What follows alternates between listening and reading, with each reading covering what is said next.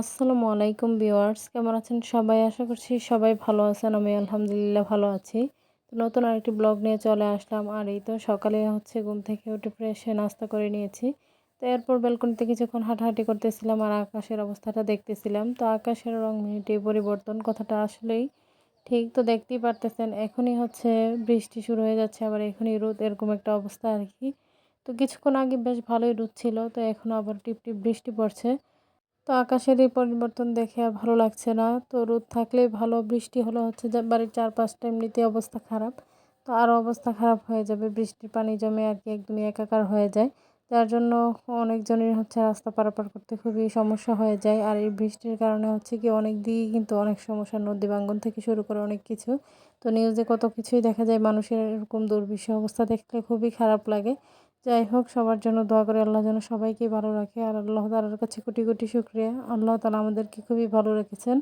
তো যাই হোক, এদিকে আমার মেয়ে আর কি তার বস্তা ভর্তি এই খেলনাগুলো ঢেলে এখানেই রেখেতে সে আবার চলে গিয়েছে নিচে আর কি, তার মানে মামাদের সাথে খেলার জন্য। তো এখানে এগুলো আবার আমার গুছিয়ে রাখতে হবে আর কি। তো এরপর কিছুক্ষণ পর কিন্তু আবার রোদ উঠে গিয়েছে, দেখতেই পারতেছেন। বেশ ভালোই কিন্তু বাতাস ছিল, আর এই তো প্রকৃতিটা অনুভব করতেছিলাম। তো আমি জানালার পাশে দাঁড়িয়ে আর কি দেখতেছিলাম, ভালোই লাগতেছিল। আর এই গাছের ডালগুলো না একদম জানালার পাশে একদম লেগে আছে, যার জন্য আরও বেশি ভালো লাগছে আর কি। আর এই তো দেখতেই পারতেছেন কি পরিমাণে রোদ উঠেছে। রোদ দেখলে আসলে মনটা শান্তি লাগে, বৃষ্টি থাকলে কোনো রকমই ভালো লাগে না। তো সবার কাছে আমার ছোট্ট একটি রিকোয়েস্ট, কেউ স্কিপ করবেন না, পুরো ভিডিওটি দেখে নেবেন। ভিডিওর কোনো অংশ দেখে যদি আপনাদের ভালো লেগে থাকে, লাইক কমেন্ট শেয়ার করে দিবেন। আমার ছোট্ট চ্যানেলটিকে সাবস্ক্রাইব করে বেল আইকনটি বাজিয়ে দিবেন। তো ভোরবেলা থেকে ছেলের আর কি কান্নাকাটি শুরু হয়ে গিয়েছে, জানি না সে এরকম কেন করতেছিল। মানে খাবার দাবার কোনো কিছুই খেতে চাচ্ছিল না। তো আজকে সে 3:30 থেকে একদম জাগ্রত। তো এখনো পর্যন্ত তার চোখে কোনো ঘুম নেই। তো সবাই দোয়া করবেন যেন ওর আর কি মনটা একটু শান্ত হয়, এবং ওর শরীরের সব দিক দিয়ে যেন একটু আরাম পায় আর কি। যাই হোক, যেহেতু শরীর একদিন ভালো থাকলে 2 দিনই ভালো থাকে না, এরকম একটা অবস্থা। তো মেয়ে এখন চলে যাবে তার আন্টির সাথে টেইলার্সের কাছে, তাই আর কি রেডি হয়ে একটু নাচতেছিল। তো সন্ধ্যায় আর কি আমি বসে পড়ছি চা বিস্কিট নিয়ে, আর অনেক অনেক গল্প করতেছিলাম।